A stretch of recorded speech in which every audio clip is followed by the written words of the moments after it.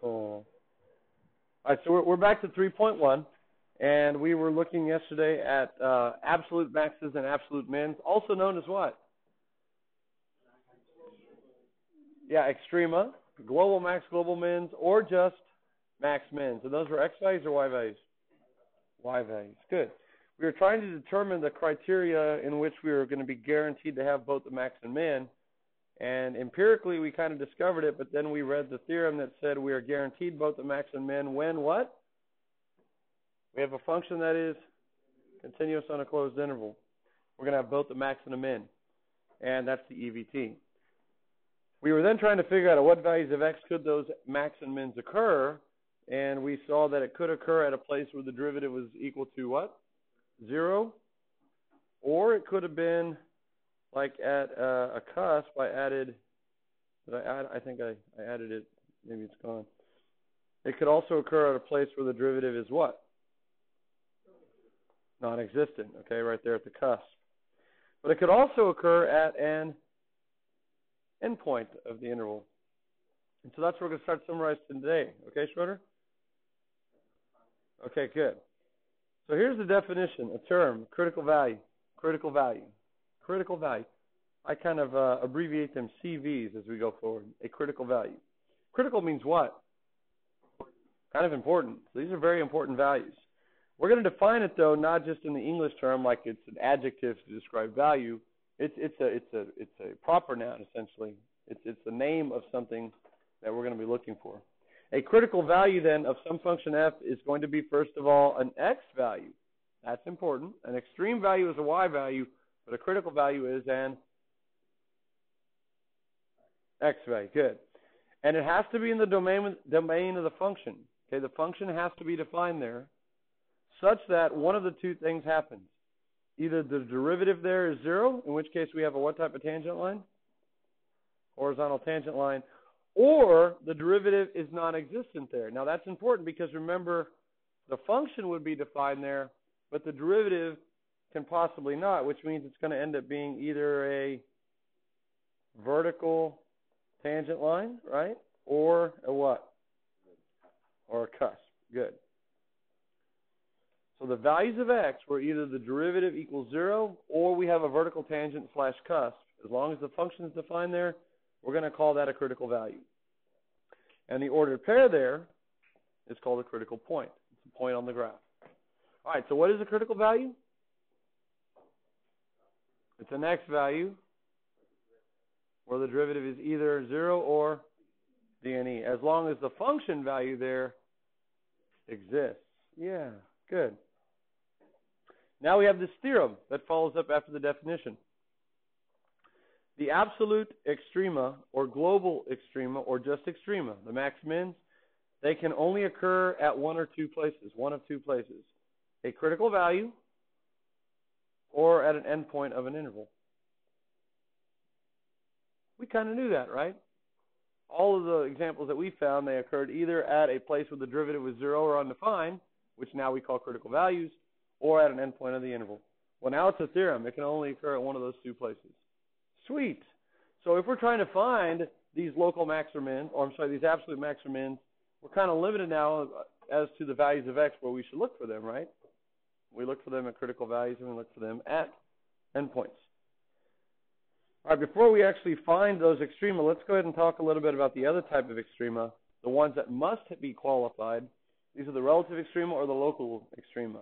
You must have one of those two words in front if that's what you're talking about. So we got local max mins or relative max mins. Now the first key word in defining these is the word open. If there exists an open interval containing some x value c, such that on that open interval, that y value is an absolute maximum, then it's also a local maximum. And if there is an open interval containing x equals c such that the function value there is an absolute minimum, then it is also a local minimum. Now, why is the open interval important? That means that a local max or a local min can or cannot occur at an endpoint. Cannot. Okay, it can't live on a dead-end street. It has to live on a through street. You have to be able to look to the left and to the right immediately and find values. And if on that small interval you can say that it's an absolute max on that relatively small or local interval, then it's a relative max. Now here's the easiest criteria. If immediately to the left and immediately to the right of that x value you find y values that are smaller, then the y value where you're at is a local or relative max. And that has the same idea of looking on this open interval. You have to be able to look left and right. Same thing for the min. If you're at a y value and you look immediately to the left and immediately to the right, you have bigger y values, that is a local minimum. Do you think local minimums could also be absolute minimums? If you have a y value that is the minimum locally, could it also be the global min? Sure. Yeah, absolutely. And the other way around as well, yeah? If you have an absolute maximum, it could also be a local maximum. In fact, that's what the definition really says. If you can zoom in and bring in this open interval such that on that interval it's the absolute max, it's going to be a local max. That's just part of the definition. Yeah, so, and when you get to college, you might have a professor who disagrees, okay? So let's look at this right here. We got this at C. Let's look at this at D. We would say that this is a local maximum right there at C, okay? Because immediately to the left we have values that are lower, and immediately to the right we have values that are lower. We would call D a local minimum because immediately to the left we have values that are higher, and immediately to the right we have values that are higher. So it's a local minimum. Are either one of those, though, the absolute max or min? No. The absolute minimum is f of A, and the absolute maximum is f of B. By definition, though, we do not call A local minimum. Even though you could make the argument that, hey, if you look in this general vicinity, f of A is the lowest y value, right? And I would agree with that argument. In the neighborhood of x equals A, f of A is the smallest value. But by definition, by our definition, local max and local mins have to live on through streets. You have to be able to look left and right. So we're not going to call that a local min. Some professors, some schools of thought, some whatever, might make the argument or the allowance for that to be a local min, and I wouldn't necessarily disagree with them. But we're going by the rules of the game by which we're playing, okay? So we're not going to call that we're not going to call it a local min. Would it still be a critical value? Could you still say x equals A is a critical value? You could, because what would be the value of the derivative at A? D and E, because for the derivative to exist, remember, it has to exist from both sides. And because the derivative doesn't exist from the left side of A is still a critical value. It happens to be an endpoint of the interval as well, but we're not going to call it a local min. Okay? You always play by the rules of the game, whoever game you're playing, and we're playing by college board rules. Yes? I just emailed the homework to you. Will you tell me this? Because I just emailed it right now. Just now? Well, thank you. Yeah. I'm going to check it later. Okay. Was the e-backpack not working? Well, it's because I was studying for the quiz. Okay. We'll talk about that later. Yeah. Thank you for sending it to me. I don't want to Yeah.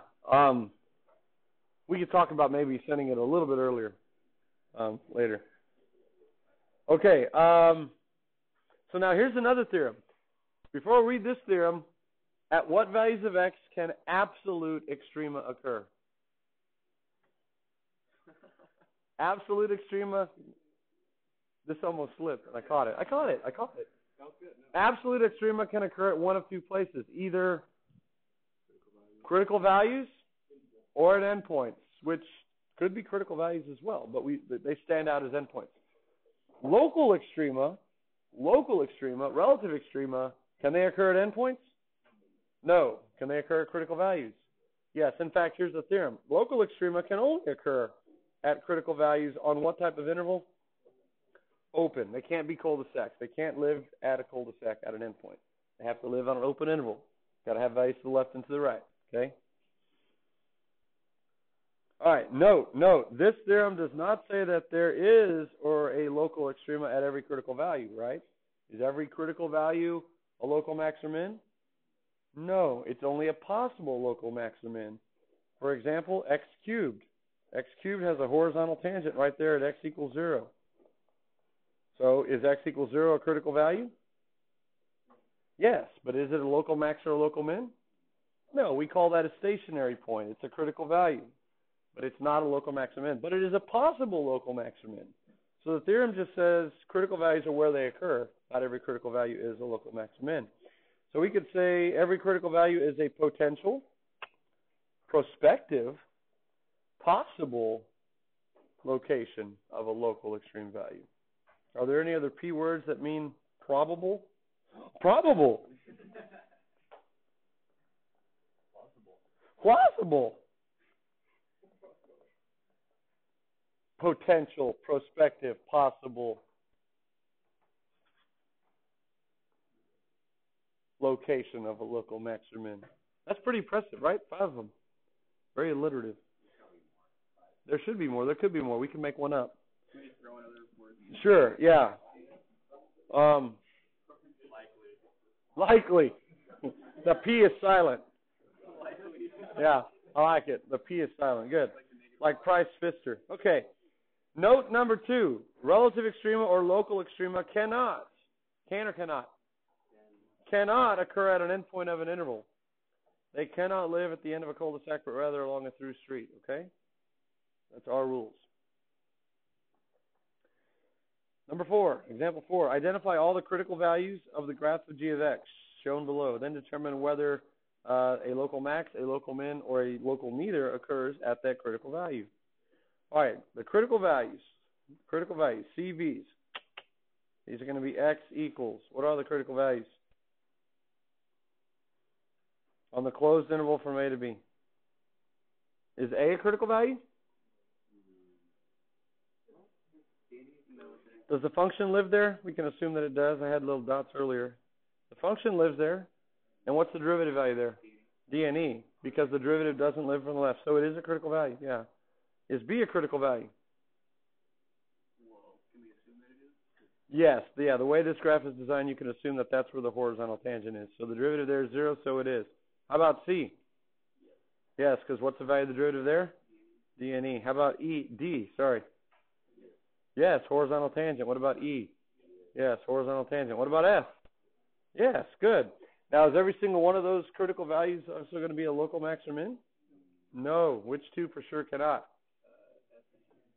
F and A, right? F and A. Way to go, A. F and A. Or A and F. A and F. Because they're endpoints. But the others are, right? At B, we have a local what? A local max. So we have a local maximum of F of B at B. At C, we have a local min. But the local minimum value is F of C, right? Or G of C. The function's name is G, sorry. D is a local max, or the location of a local max. The local maximum is G of D. And E is the location of a local or relative min. And the local min itself is G of E. Okay? And again, the reason is twofold. That's a local max because if you look just to the left and just to the right, you have values that are smaller. It's the same thing as if there exists an interval that you can come in small enough so that on that interval, between my hands right here, that is an absolute max on that open interval, then it's also a local max. That's the real definition. If there exists an open interval such that on that open interval it is an absolute max, then it's a local max. But it's just easier to say if you look left and right, immediately to the left and right, you have values that are lower, it's going to be a max. Okay, that was pretty easy. Let's move on. Example 5. Relative extrema may not always be at nice tidy hills and valleys and can even occur at endpoints of at points of discontinuity, not at endpoints. Example 5, the graph of h of x is given below. So the graph's name is h. I'm horrible with names. I call that function above f the whole time. H. The function's name is h, right? Hector, Hortense, Henry. Find all the critical values on the closed interval from -4 to 4, and then determine if they're local max, min, or neither. All right, so let's go ahead and list the CVs, the critical values. They are at x equals. Let's go from left to right. What's the first critical value we get to on the closed interval from -4 to 4? -4. Good. The next one. -1. Is there one in between there? I think -3 is another one. Why -3? Right. First of all, the function value exists, right? There's a dot there, but the derivative doesn't exist because there's a what there? There's a discontinuity. So if you have a discontinuity but the function exists there, then it's still a critical value. And then at -1, right? Because again, function exists, discontinuity. And then at -1 again to -1, 0, and 1. They would all be 1. Absolutely. Yeah. Everything between -1 and 1, what's the value of the slope there? 0. Well, we got a bunch of them. And then what about at 1 itself? Yes. And simply because there's a dot here, if I had taken this dot away at 1, -1, would 1 be a critical value if there was no dot there? It would still be a jump, but would it be a critical value anymore if I took the function value away? Well, the derivative doesn't exist, but neither would the function if I took the dot away. And it has to be in the domain. A critical value has to be in the domain. So then it wouldn't. So because the dot's there and it's a discontinuity, 1 is included. What would be the next one? 2. And then 4. So we have quite a few. We actually have infinitely many critical values because of the little horizontal line segment. Now, let's look at the local max or mins at each of these. We'll just say local max of and local mins of, and we'll just list them. This is a nice way to do it. So we're going to be listing the actual values. What about at -4? Local max, local min, or neither? Neither. Because it's a what point? End point. Okay, what about at -3? Local max, local min, or neither? It's a local max. Yes. So h of -3 is a local max simply because if you look left of the dot, right, you're at the function value. If you look to the left of the dot and to the right of the dot, there's values immediately on either side that are lower. So it is a local max. The next critical value of -1, local max, local min, or neither? That would be neither. I'm going to put an N by the neithers. Neithers. Yeah, it's a neither. Because immediately to the right, we have values that are higher, and immediately to the left, we have values that are lower. So it's a critical value, but it's neither. All right, what about all the values between -1 and 1? Well, no. What about them? Yes. Yes, about these. Are they local maxes? Yes. Are they local minses? Yes. Because we said yesterday that on the horizontal line, they're both maxes and mins. They're also local maxes and local mins. The horizontal line's kind of, so we'll just, all h of x between -1 and 1 are local maxes, and all h values between -1 and 1 are local mins as well. So the horizontal line segment, don't get so hung up on that. Just realize that it's kind of the exceptional case. Yeah, you could say there's a local min of 2 on the interval open interval from -1 to 1, and also a local max of 2 on the interval from -1 to 1. That works nicely because we know what the actual value is.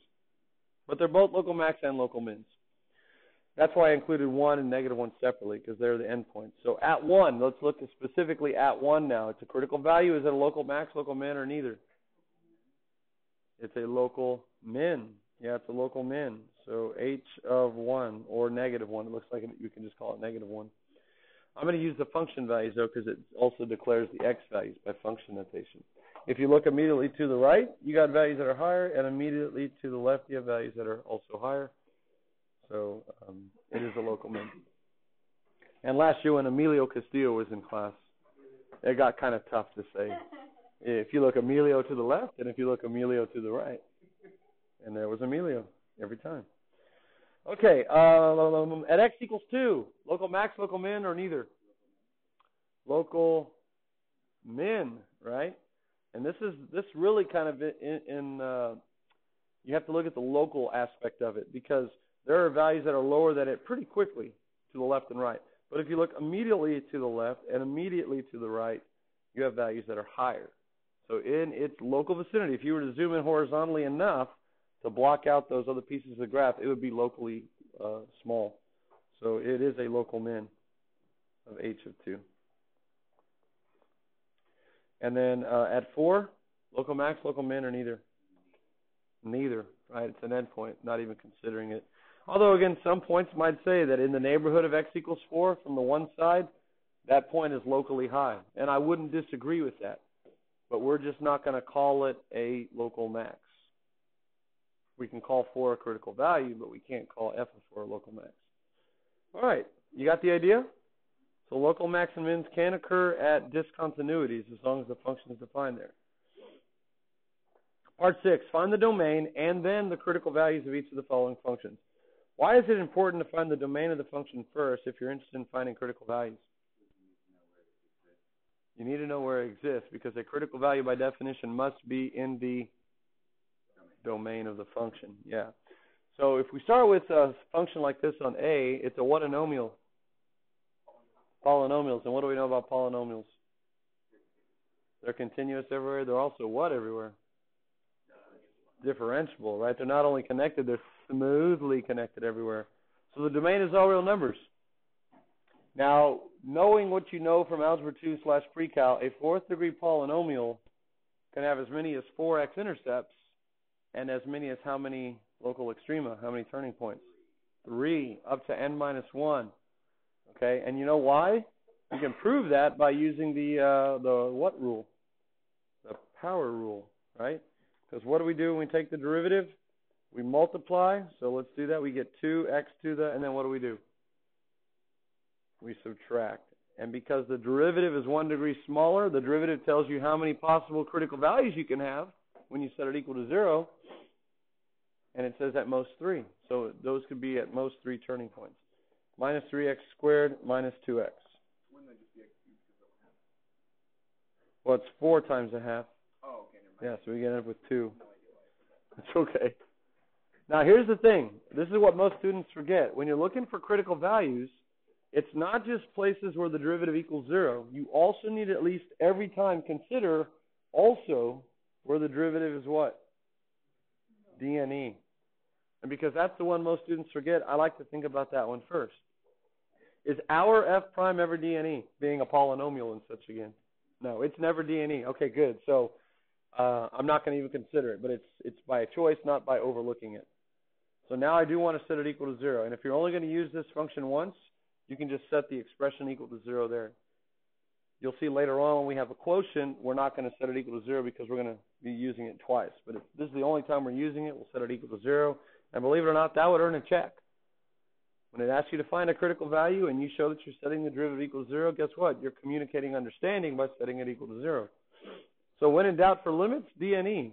And when in doubt in calculus, when you're doing derivative stuff, take the derivative and set it equal to 0. Okay? But preferably never be in doubt. Now, once it's equal to 0, we try to factor it. The first rule of factoring is to what? Ask Siri, Google it, ask Jeeves. Can you still ask Jeeves? I think it's just ask.com. Factor it, right? By looking for a common factor. I spy an x that's common. That leaves me 2x squared minus 3x minus 2. Still equal to 0. And now we kind of work on the quadratic a little bit. Man, I hope that it doesn't factor so I can use the quadratic formula because it's really fun to do so. And, of course, that was sarcasm because I'm hoping it actually factors. Teachers and students, please find 2x the direction. Students, and if an you x, didn't sign up for the blood drive today, there is still 2, time. You can sign up at the 1, library with negative, a photo ID. positive. If you are under the age of 16, you will need a parent permission form, which can be picked up in the front office. And teachers, if you could please turn your TVs to Channel 4 for the morning announcements, or you can view them on your iPads at nbhstv.com. Thank you. Okay, I just went ahead and finished it up. I factored it, and this one was kind of easy to factor because the 2 on the front and back, the factors were prime, so they could only factor one way if it was going to work. It was just a matter of whether you were going to do the 2-2 combo or the 2-1 combo. But you can always FOIL it out and check. And keep it equal to 0. Now, y'all don't have to show that you're setting each factor equal to 0. You can use the factor property. You can just look at it and say 0, negative 1/2, and 2. So F has 3 critical values. So it has up to how many turning places vertically? How many extrema? 3. Is it guaranteed to have 3? No. And there's going to be a way here shortly to determine whether or not those, in fact, are local max or mins.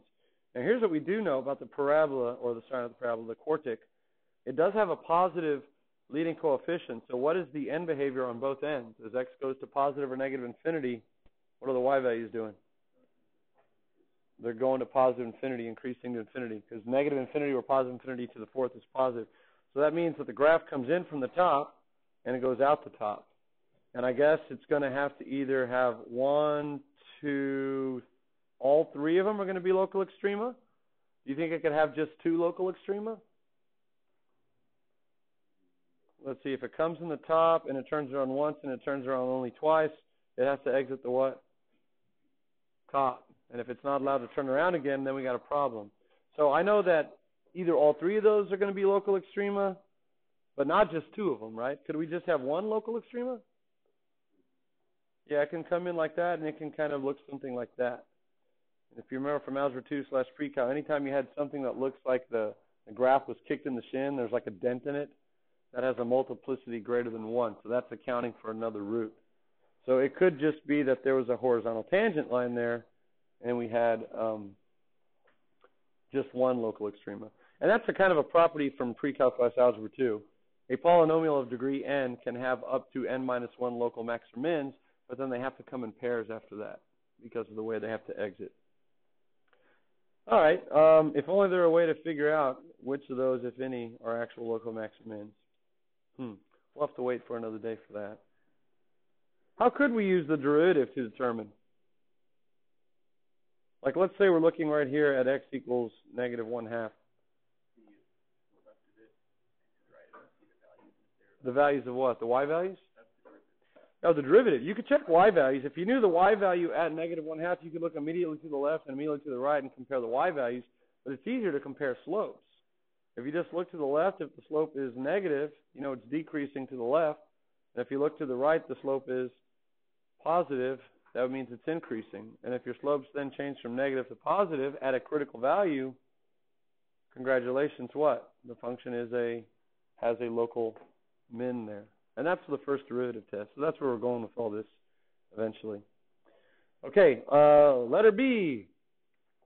What's the domain of G? All real numbers. Good. How do you know that? It's not linear. It's close. It's absolute value of x. So you recognize the parent function, and you know that's all real numbers. Or you would just realize that you're never dividing by 0, you're not taking square roots of a negative, and you don't have any logs, so you don't have to worry about taking logs of positives, and it's not a piecewise function. And if it passes all those tests, then the domain's all real numbers. So if we put it into standard transformation form, what does the negative in front do to our absolute value of x function? It's the x-axis reflection. So now it opens downward, and then it moves to the right 4, and up 2. What's the slope everywhere to the left of 4? Negative 1? The number out in front, plus or minus, is your slope. So because it opens down, bless you, it's positive 1 to the left and negative 1 to the right. But what's the derivative at 4? dne. So does this function have any critical values? Yes. And notice I'm not going to find the critical values by manually taking the derivative and setting it equals 0, because you'd have to use the chain rule. You'd have to call that x minus 4 squared square root of. We don't need to do that. If we recognize what the graph is, we can just say G has a critical value where? At x equals 4. Yeah. And we know from the graph that it's not just a local max or relative max, but it ends up being the absolute max as well. And we know that number to be 2. So if you can get it with a graph, and typically with the absolute value transformation, that's how you get the answer. Another good test question, right? What's G prime of negative 4? D and E would be an answer choice, but that's not right. That would be G prime of 4. So when I'm sneaky, it would be 1, because the slope everywhere to the left of 4 is 1. So messed up? What, me or the graph? No, I would definitely answer that question. Yeah, I would too. That's why I would ask it. Then. Yeah. Yeah. If I had a nickel for every careless mistake I made, I would be able to retire. I would still teach, of course, because I like doing it, but I would be able to retire. That's a lot of nickels. That's a lot of nickels. All right, this one. Last one here that we'll do for the day. We got to find the domain. What's the domain of this function? We're trying to avoid division by zeros. Do we have any denominators with variables? No, but we can have denominators with variables in disguise, right? Do we have any variables raised to negative exponents? Because those are denominators in disguise, right? Okay, good. Do we have any logs there? No, we don't have any logs. Do we have any radicals? We have one in disguise, right? We know fractional exponents are logs in disguise, or radicals in disguise. What's the radical index, though? It's a fifth root. Do we need to worry about negatives under an odd root, like a fifth root? No. So because that's not negative 3/5, if it were negative, it'd be in the denominator, then we couldn't have a 0. It passes every test. So what's the domain? It's all real numbers. When? All day long. So there we go. Now, for a problem like this, before we find the critical values, you should be on high alert, and that high alert should be a very particular type of alert. It should be on cusp alert, cusp alert. Okay, cusp alert, cusp alert. It's a portmanteau of two words, cusp and alert. See that? Cusp alert. Why are we on cusp alert? Because we have a fractional exponent. What? Yeah, we're on cusp alert for cusp.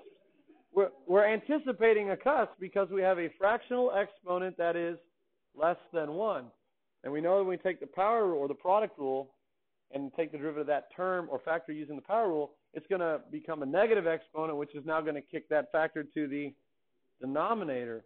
In fact, what value of x makes that factor 0 when you plug it in for x? 0, right? So actually, we are not only on cusp alert, we're anticipating there to be a cusp or a vertical tangent. But vertical tangent alert doesn't sound that good. Cusp alert sounds better. At x equals vert alert. Vert alert. Yeah, okay. Cusp alert / vert alert. I like it. Okay, vert alert. We can make it work. Cusp alert, vert alert. And we know it's going to be at 0. All right, you ready to go? I'm ready to go. We got a little bit of time left. Let's find the derivative. F prime of x by the product rule. We get 3/5 x to the what power? Negative 2/5. Good. Times the second factor, 4 minus x, goes along for the ride. Plus x to the 3/5 stands fast, and it's 4 minus x turns, and it becomes negative 1. Now, if we clean that up, we want to get a full-fledged factored version of the derivative as a single term. The easiest, fastest, quickest, even most fun way to do something like that is to factor out least powers, or in this case, the lesser power. Which exponent is smaller, negative 2/5 or 3/5? Negative 2/5. Good. So when we factor it out, I put the beefy brackets. We're left with 3/5, and then we're left with no x's at all because we factored out the whole negative 2/5. So we're left with 4 minus x. In the next term, it becomes minus. And remember how to get the new exponent. It's the one we started with minus the one we factored out. So 3/5 minus negative 2/5 is becoming 3/5 plus 2/5, which is 1. Now from there, it's real easy to simplify. The x to the negative 2/5, as we anticipated, jumps to the bottom. And now we know x can't be 0. So there it is. There's a place where the function is defined, but the derivative's not. X equals 0, we already know is a critical value. We already know that. But the top, if I distribute, I get 12/5. And then I'm going to have minus 3/5 x. Minus another x when I combine like terms. What's 3/5 plus 1? Well, yeah, they're both negative, so it'd be negative 8/5 x. And one last thing to tidy it up, if you don't like the 5s there, and I really don't, I would multiply by 5 over 5 and get rid of it. So we're left with 12 minus 8x in the top, all over 5 times the 5th root of x squared. All right, so there's your cleaned up version of f prime. Last thing we're going to do is find the critical values. If we set the derivative equal to 0, because we're going to use it twice, we'll get credit for doing it like that. But of course, a fraction is equal to 0 when the numerator is equal to 0. So if you set that equal to 0, you get x equals to 12/8, also known as 3/2. So at 1.5, there's a horizontal tangent line. Is it guaranteed to be a local max or min? No. And we also have f prime equaling d and e, and you could just say it. It's when the denominator is equal to 0. But we knew that all along. It was at x equals 0. And that's going to be your cusp / vertical tangent. There you go. But there are two critical values. Both of those, in fact, are critical values. And we knew one of them from the beginning because we were on cusp alert. Vert alert. Have a fantastic rest of the wonderful day. Don't forget to go by Subway and get that free sandwich. Or vote. Then just watch football.